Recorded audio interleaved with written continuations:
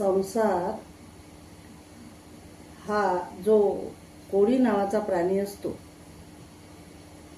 म्हणजे जो घरामध्ये जाळं बनवतो, जाळं विणतो, त्याला वऱ्हाडी भाषेमध्ये त्याला कातीन म्हणतात. तो कोळी जसा जाळं विणतो आणि स्वतःच त्यामध्ये अडकून जातो, तसाच हा संसार असतो. एक तार तार तार करून आयुष्यभर संसार जोडला जातो. एक एक भांडं विकत घेऊन, एक एक भांडं विकत घेऊन स्त्री ही आपला संसार थाटते, सजवते आणि संसारामध्ये अनेक खस्ता खाव्या लागतात. जगत असताना, संसार करत असताना तडजोड करावी लागते. जेव्हा नवीनच लग्न होऊन आपण घरात येतो, तेव्हा आपल्याला घरच्या सासूंचे, सासऱ्यांचे, नणदचे, दिरांचे, सासऱ्यांचे, जेठाचे, जेठानीचे किंवा इतर जे संबंधित नातेवाईक असतात त्यांचे कोणाचेच स्वभाव माहीत नसतात, आवडीनिवडी माहीत नसतात, आचार विचार माहीत नसतात. आणि मग ती एक नवखी मुलगी माहेरहून सासरी जाते. तिच्या माहेरचे संस्कार वेगळे, माहेरमध्ये तिला मिळालेलं वातावरण वेगळं आणि इकडे सासरी आल्यानंतर सासरी मिळालेलं वातावरण, सासरचे संस्कार, सासरच्या लोकांच्या आवडीनिवडी, त्यांच्या जगण्याच्या पद्धती, हे सगळं मुलींना नवीनच असते. आणि सगळं नवीन असतानाही एक स्त्री म्हणजे एक मुलगी लग्न होऊन सासरी जाते. पूर्वीच्या काळामध्ये मुली ह्या वयाने लहान असायच्या आणि लहान असल्यामुळे त्या फार काही विचारांनी प्रगल्भ किंवा परिपक्व झालेल्या नसायच्या. आणि म्हणून लग्न झाल्यानंतर फक्त नवऱ्याच्या विश्वासावर, नवऱ्याच्या भरोशावर त्या मुली आपला संसार थाटायच्या. 100% नवऱ्यावर विसंबून राहणाऱ्या स्त्रिया होत्या. 70च्या दशकामधल्या 1970 मध्ये ते 80 पर्यंत मुली, त्याच्या पूर्वीच्या काळामध्ये महिला ह्या सासरच्या लोकांच्या आज्ञेत राहूनच आपला संसार करायच्या. काळ हा बदलत असतो, परिवर्तन हा निसर्गाचा नियम असतो आणि तो मान्य करावाच लागतो.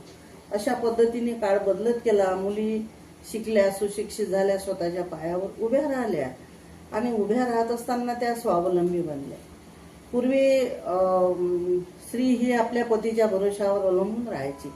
म्हणजे पतीलाच आर्थिकदृष्ट्या झड पोचायची.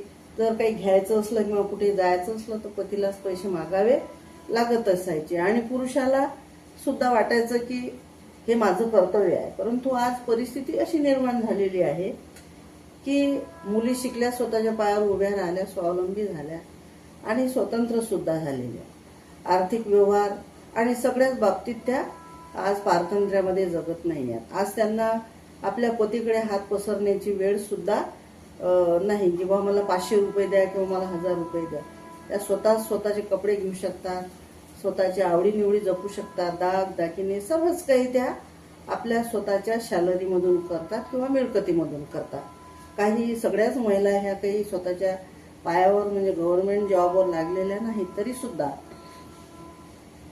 महिला आज रोजगार सुद्धा मिळवत आहेत. आजची स्त्री ही उद्योगपती झालेली आहे, पायलट झालेली आहे, रेल्वेमध्ये लोको पायलट झालेली आहे, मुली इंजिनियर झाल्या, वकील झाल्या, डॉक्टर झाल्या आणि जज झाल्या, कलेक्टर झाल्या, पोलीस खात्यामध्ये, आर्मीच्या खात्यामध्ये सुद्धा अधिकारी झाल्या. त्याच्यामुळे प्रश्न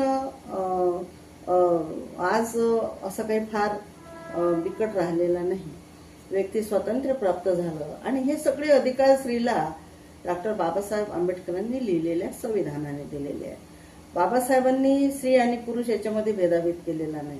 स्त्री सुद्धा एक व्यक्ती आहे आणि तिला व्यक्ती म्हणून जगामध्ये मान सन्मान मिळावा, त्यासाठी बाबासाहेब आंबेडकरांची लेखणी चाललेली आहे. तसं पाहिलं तर स्त्री पुरुष हे निसर्ग चक्रातील दोन्हीही समान अस्तित्व आहेत आणि आज समान अस्तित्व असल्यामुळे ते नाकारता येत नाही आणि ते कोणीही नाकारू शकत नाही.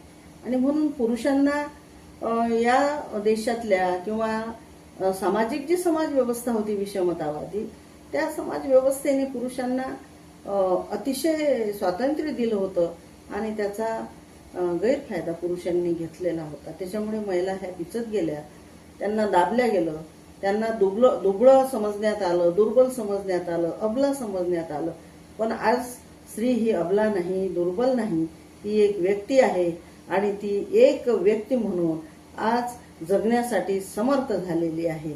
आणि म्हणून स्त्री ही व्यक्ती आहे. हे संविधानाच्या माध्यमामधून स्त्रीने मिळालेल्या संधीचं सोनं केलं आणि त्या संधीचं सोनं करून तिने हे दाखवून दिलं, तिनं हे आपल्या कर्तृत्वातून सिद्ध केलं की मी सुद्धा एक व्यक्ती आहे. आणि समाजातील प्रत्येक व्यक्तीने, मग ती स्त्री असो की पुरुष असो, त्या प्रत्येक व्यक्तीने स्त्रीकडे बघण्याचा दृष्टिकोन एक व्यक्ती म्हणून असाच ठेवावा, असं मला तरी आज वाटते.